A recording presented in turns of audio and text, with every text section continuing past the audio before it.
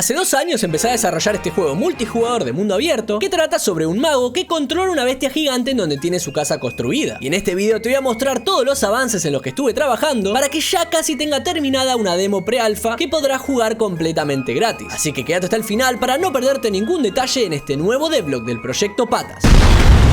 Ya se cumplieron 2 años desde que empecé a desarrollar este proyecto sumamente ambicioso y finalmente puedo decir que la demo, la cual será una versión pre-alfa, está casi terminada. Pero déjame contarte más detalles sobre esto en un ratito, porque primero quiero mostrarte todas las cosas que hice durante estos últimos 3 meses, que sinceramente son muchísimas, así que agárrate de la silla y empecemos. Por cierto, si este es el primer video que ves del proyecto, no pasa nada, podés verlo sin problema, y si tenés curiosidad, luego podés ver los demás, así que te dejo un link en la descripción. Empecemos este nuevo devlog hablando de nuestra querida bestia. Finalmente cambié la interfaz horrible que tenía antes por esta otra, que si bien no es la final, está un poco mejor y muestra los valores de una forma más clara. La vida sigue en el lugar de siempre, pero a la derecha tiene 3 barras que se relacionan directamente con la bestia: la estamina, la maná y la experiencia. Y abajo tiene 2 barras circulares que representan la energía y el nivel de peligro. Antes la estamina se podía recuperar únicamente si dejábamos a la bestia bajo tierra, pero ahora hay una nueva forma, dándole de comer. Si le tiramos comida, la bestia aumenta la estamina instantáneamente. A nivel de diseño esto era súper necesario y hace que el juego sea mucho más dinámico. ¿Y cómo conseguimos la comida? Por ahora hay 2 formas. Si destruimos un árbol, varias manzanas caerán de él, pero no de todos los árboles, ya que por ejemplo hay algunos que son más grandes, los cuales nos darán más cantidad de madera pero 0 manzanas. La segunda forma es simplemente comprando en las tiendas de los NPC. Una cosa que me faltaba agregar era una forma de perder el juego, así que hice que cuando nuestra bestia llega a 0 de vida, perdemos. Por ahora no hay forma de evitarlo, así que cuidar a la bestia es nuestra prioridad número 1, pero no descarto agregar algún ítem que nos dé algún tipo de segunda oportunidad. También nuestra prioridad número 1 es agregar este juego a tu lista de deseados de Steam. En serio, si podés hacerlo me ayudaría muchísimo, así que te dejo un link en la descripción. 1000 millones de gracias. Como digo siempre, me encantan los playholders, y es por eso que cambié el de la mesa de crafteo, generador y batería. No son los modelos finales, pero es más que suficiente para la pre-alfa. Simplemente no podía dejar los que tenía antes porque no pegaban ni un poco con la temática del juego. Se supone que la energía de la plataforma es algo mágico. Todos estos ítems son los que vamos a poder craftear por ahora. Tenemos la batería, el generador, el cofre, el portal, las 9 torretas, la torreta de almas y además 4 muebles nuevos que agregué para poder decorar un poco la casa. Más adelante agregaré muchos más objetos de decoración. No vamos a poder craftear estos ítems desde el primer momento porque no tendría sentido, así que implementé un pequeño sistema de desbloqueo, que básicamente consiste en que primero tenemos que conseguir una receta por cada ítem antes de poder craftearlo. Las recetas vamos a poder obtenerlas por medio de quests, comprando en un NPC, loot de enemigos, etc. Esto no quiere decir que no podamos construir algo sin tener la receta. Por ejemplo, un NPC nos podría vender una silla, la cual podríamos colocar tranquilamente en nuestra casa. La única diferencia es que no podríamos craftearla por nuestra cuenta hasta conseguir su receta. También agregué nuevos recursos que podemos encontrar por el mapa y serán necesarios para craftear ciertos ítems. Antes los únicos recursos eran madera y piedra, pero ahora hay 4 tipos de gemas con 4 tamaños distintos: rubí, esmeralda, zafiro y topacio, y se podrán conseguir al destruir estas piedras. Seguramente agregué más recursos, pero por ahora estos son los que estarán en la pre-alfa. Hablemos rápidamente de algunas mejoras que agregué con respecto a los ítems, pero antes déjame contarte que este video está patrocinado por Over. Over es una plataforma descentralizada para la web espacial y sirve para construir y visualizar experiencias en realidad virtual y realidad aumentada geolocalizadas. Y ellos proporcionan todos los instrumentos para construir, alojar y visualizar estas experiencias. Se pueden usar para juegos, eventos en vivo, venta virtual, bienes raíces, turismo, avatares, marketing y mucho más. Para lograr esto, dividieron el mundo en 1.6 trillones de hexágonos de 300 metros cuadrados llamados OVR Lands. Y cada OVR Land es un NFT en la blockchain de Ethereum y Polygon. Además, hace poco anunciaron una forma de que los creadores 3D pueden subir sus creaciones de ropa y accesorios para eventualmente participar con marcas conocidas. Hasta ahora ya se vendieron más de 850.000 OVR Lands y con tan solo $10 podrás adquirir el tuyo. Si sos dueño de un OVR Land, podrás construir estas experiencias o encontrar algo ya creado en la web. Todo el mundo podrá ver lo que hiciste. Gracias Over por patrocinar este video.